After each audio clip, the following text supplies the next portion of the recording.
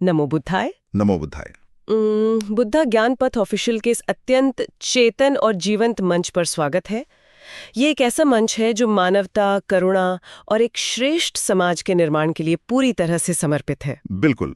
और आज के तथ्यों और उनके गहन विश्लेषण की ये जो वैचारिक यात्रा है, उम्मीद बहुत ही अद्भुत होने वाली है। हाँ, क्योंकि ये यात्रा बाहरी दुनिया के कोलाहल से शुरू होकर सांस की सतह को छूते हुए मन की सबसे गहरी और अचेतन परतों तक जाएगी। और यही वो मार्ग है जो दुखों से मुक्ति और स्थायी सुख शांति का द्वार खोलता है। सही कहा। इस परिचर्चा के अंत में बोध को और अधिक गहराई में ले जाने वाला एक अत्यंत महत्वपूर्ण प्रश्न भी साझा किया जाएगा। उस प्रश्न का उत्तर इसी विस्तृत विश्लेषण में छिपा है, जिसे कमेंट के माध्यम से बताना है। इतनी गंभीर और बौद्धिक परिचर्चा आप सुन रहे हैं बुद्धा ज्ञान पथ ऑफिशियल पर। बने रहें हमारे साथ। ये शुरुआत ही अपने आप में बहुत गहराई समेटे हुए है।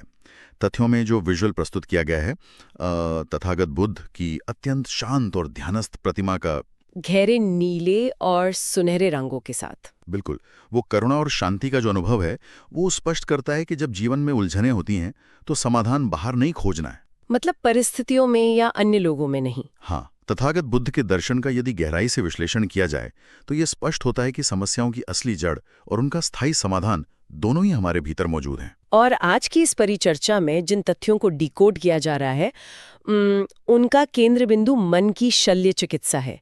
इसमें दो शब्द सबसे प्रमुखता से उभर कर आते हैं, आनापान और विपश्यना। इन दोनों शब्दों को समझना इस पूरी यात्रा का आधार है। तथ्यों में एक बहुत ही सुंदर विजुअल का संदर्भ दिया गया है, शांत जल की धारा और एक पत्थर पर अत्यंत एकाग्रता से धार की जाती हुई छुरी। ये मात्र एक कल्पना नहीं है, बल्कि मन के काम करने के तरीके का एक सटीक प्रतीक है। सबसे पहले आनापान की बात करते हैं, जो इस यात्रा का पहला कदम है। आनापान का अर्थ है स्वाभाविक रूप से आती और जाती हुई सांस के प्रति सजग होना। लेकिन यहाँ एक बहुत बड़ा सवाल अक्सर उठता है कि क्या ये प्राणायाम या योग की श्वास क्रियाओं जैसा ही है? ये एक बहुत ही प्रासंगिक सवाल है और यहीं पर सबसे बड़ा भ्रम पैदा होता है। तथ्यों का स्पष्ट विश्लेषण बताता है कि आनापान और प्राणायाम का सिद्धांत एक दूसरे के बिल्कुल विपरीत हैं। योग शरीर के लिए उत्तम है, पर विपश्यना में नियंत्रण का पूरी तरह से निषेध है। प्राणायाम में सांस को नियंत्रित किया जाता है, जानबूझकर लंबा किया जाता है या रोका जाता है। लेकिन आनापान में सांस जैसी है, चाहे उथली हो, गहरी हो, तेज हो या धीमी हो, बस उसे उसी रूप में देखना है। मतलब उसमें कोई हस्तक्षेप नहीं करना है, ये केवल एक विशुद्ध साक्षी भाव है। एकदम सटीक। लेकिन फिर एक और स्वाभाविक प्रश्न ये आता है कि ध्यान का केंद्र केवल सांस को ही क्यों बनाया गया?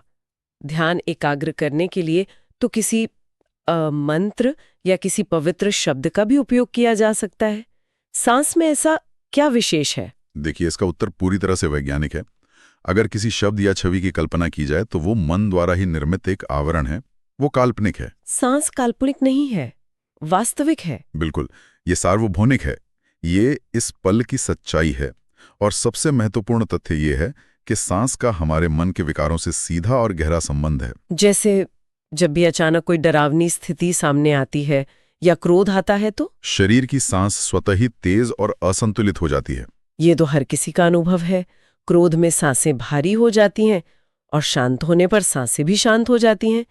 इसका सीधा सा अर्थ ये हुआ कि सांस मन की स्थिति का एक एक्सरे है। हाँ, और जब सांस को निरंतर देखा जाता है तो असल में मन के भीतर जो भी हलचल चल रही है उसे सीधे तौर पर अनुभव किया जा रहा होता है। यदि किसी कृत्रिम शब्द पर ध्यान लगाया जाए तो मन एकाग्र तो हो जाएगा, लेकिन वो सतह पर ही रहेगा।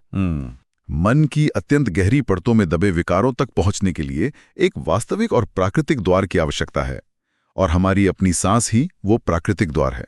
और जब इस प्राकृतिक द्वार से भीतर प्रवेश किया जाता है तब विपश्यना का वास्तविक कार्य आरंभ होता है। आनापान के निरंतर अभ्यास से जब मन एकाग्र और अत्यंत तीक्ष्ण हो जाता है, उसी पत्थर पर घिसकर तेज की गई छुरी की तरह, तो उस तीक्ष्ण मन का उपयोग शरीर के भीतर की सच्चाई को काटना और जानना है। और वो सच्चाई क्या है? वो है संवेदनाएं। मन की गहराइयों को दर्शाने वाले एब्स्ट्रैक्ट विजुअल्स की अगर कल्पना की जाए, जहां उलझी हुई गांठें धीरे धीरे खुल रही हों, तो ये प्रक्रिया बिल्कुल वैसी ही है। हर पल हमारे शरीर पर कुछ न कुछ संवेदनाएं उठ रही हैं, कभी सुखद, कभी दुखद और कभी तटस्थ।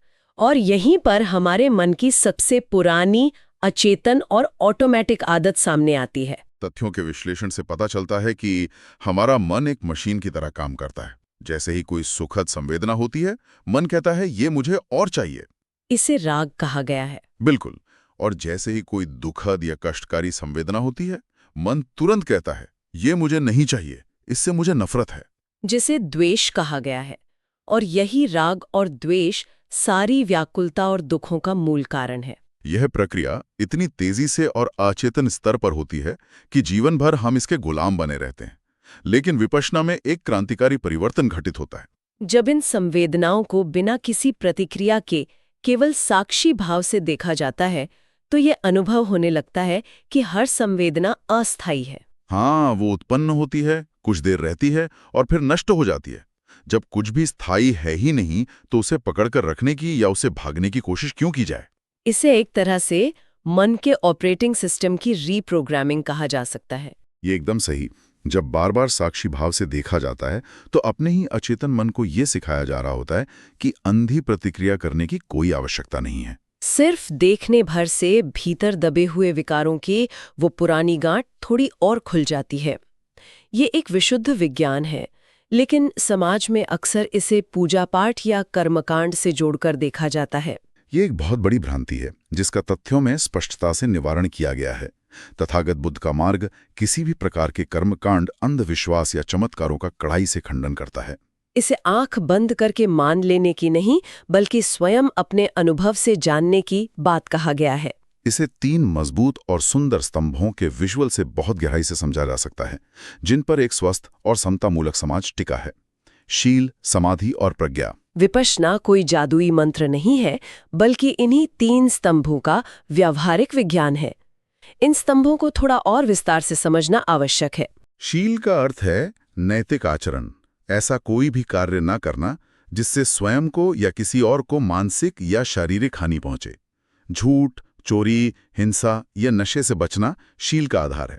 जब आचरण शुद्ध होता है, तभी मन बाहरी उथल-पुथल से बचता है, और इसी मजबूत नींव पर समाधि यानी मन की एकाग्रता टिक सकती है, जो आनापान से आती है। और जब समाधि सध जाती है, तो तीसरे स्तंभ यानी प्रज्ञा का उदय होता है। प्रज्ञा का अर्थ कोई किताबी ज्ञान नहीं है, बल्कि वो विशुद्ध समझ है जो सीधे स्वयं के अनुभव से उत्पन्न होती है। जब अपने ही भीतर ये देख लिया जाता है कि सब कुछ अनित्य है, बदल रहा है, तो प्रज्ञा जागृत हो जाती है। ये समाज से भागना नहीं है। बिल्कुल नहीं। तथ्यों का विश्लेषण इस बात को सिरे से खारिज करता है कि ध्यान करने वाले समाज से कट जाते हैं। तार्किक रूप से देखा जाए तो समाज व्यक्तियों से ही मिलकर बना है।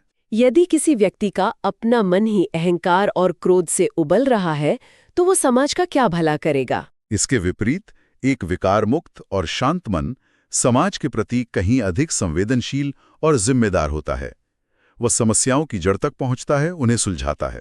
इसे दैनिक जीवन की व्यावहारिक चुनौतियों के साथ जोड़कर देखना प्रेरणादायक है। तथ्यों में एक शिक्षक का उदाहरण दिया गया है, एक सौम्य चेहरा जो भीतर से पूर्णतः शांत है। हाँ, जब कक्षा में बच्चे अनुशासनहीनता करते हैं, तो माना जाता है कि बिना तेज क्रोध किए उन्हें सुधारा नहीं जा सकता। लेकिन विपश्यना का दृष्टिकोण अलग है। यह नहीं कहा जा रहा है कि अनुशासनहीनता को चुपचाप सह लिया जाए। कठोर कार्रवाई की जानी चाहिए, लेकिन मन में कटुता या नफरत के साथ नहीं। भीतर गहरी करुणा हो और बाहर कठोरता। जब क्रोध की लहर उठे, तो तुरंत चिल्लाने के बजाय केवल एक पल के लिए रुकना है। अपनी सांस और शरीर पर उठ रही बेचैनी को साक्षी भाव से महसूस करना है। जैसे ही ये देखा जाता है कि ये क्रोध भी एक लहर है जो उठी है और गुजर जाएगी, क्रोध की वो अंधी पकड़ ढीली पड़ जाती है। ये क्रोध का दास बनने के बजाय उसका मालिक बनने की कला है। और यही वैज्ञानिक दृष्टिकोण व्यसन या नशे की लत पर भी सटीक बैठता है। जब तलब उठती है तो शरीर में भयंकर बेचैनी होने लगती है। ऐसे में तथ्य यह निर्देशित करते हैं कि उस बेचैनी से लड़ना नहीं है। तो करना क्या है? केवल 10-15 मिनट रुकना है। उस समय उस तलब के कारण शरीर में जो भी सनसनाहट हो रही है, उसे एक तटस्थ वैज्ञानिक की तरह बिना किसी प्रतिक्रिया के देखना है। जब ये देखा जाता है कि ये बेचैनी भी मात्र एक लहर है जो स्वतः ही शांत होने लगती है, तो व्यक्ति उस तलब का गुलाम नहीं रह जाता। बार बार ऐसा करने से वो पुरानी अचेतन आदत स्वतः ही समाप्त हो जाती है। जीवन के एक और अत्यंत महत्वपूर्ण पहलू पर आते हैं, व्यापार और नैतिकता। अंधेरे कमरे में जलते हुए एक सुंदर दीपक के विजुअल से इस स्थिति को बहुत अच्छी तरह समझा जा सकता है। जहां घना अंधेरा हो, वहां अंधेरों को कोसते रहने से उजाला नहीं होता। आवश्यकता इस बात की है कि अपनी ईमानदारी का एक छोटा सा दीपक जलाया जाए। सच्चा मार्ग ही अंततः शांति देता है। परिचर्चा के इस अत्यंत महत्वपूर्ण पड़ाव पर यह स्मरण कराया जा सकता है कि यदि यह विश्लेषण विचारों को झकझोर रहा है और जीवन को उत्कृष्ट बनाने की दिशा में एक सार्थक कदम प्रतीत हो रहा है, तो इस वैचारिक यात्रा में साथ चलने के लिए चैनल को सब्सक्राइब किया जा सकता है। विचारों का यह आदान प्रदान ही बोध को गहरा करता है। अतः कमेंट के माध्यम से अपने अनुभव और विचार अवश्य साझा किए जाएं। मन की इस शल्य चिकित्सा को समझने के बाद एक बहुत ही व्यवहारिक प्रश्न सामने आता है।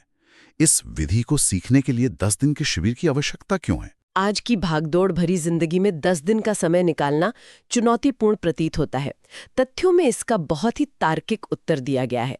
आचार्य गोयंका जी के संदर्भ से इसे स्पष्ट किया गया है। मन रूपी जटिल संरचना का एक शल्य चिकित्सा के रूप में प्रतीकात्मक चित्रण किया जाए तो उत्तर स्वतः मिल जाता है। जैसे किसी के हृदय की अत्यंत जटिल सर्जरी होनी है, क्या वो चलते फिरते 15 मिनट में की जा सकती है? बिल्कुल नहीं।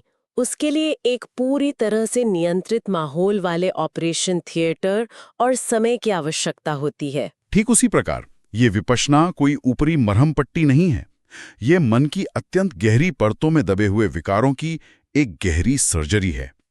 इसके लिए बाहरी दुनिया के कोलाहल से कटकर एक पूर्णतः नियंत्रित वातावरण में अभ्यास करना न्यूनतम आवश्यकता है। 10 दिन का ये समय मन के उस अचेतन स्तर तक पहुंचने के लिए आवश्यक है जहां ये विकार जड़ जमाए बैठे हैं।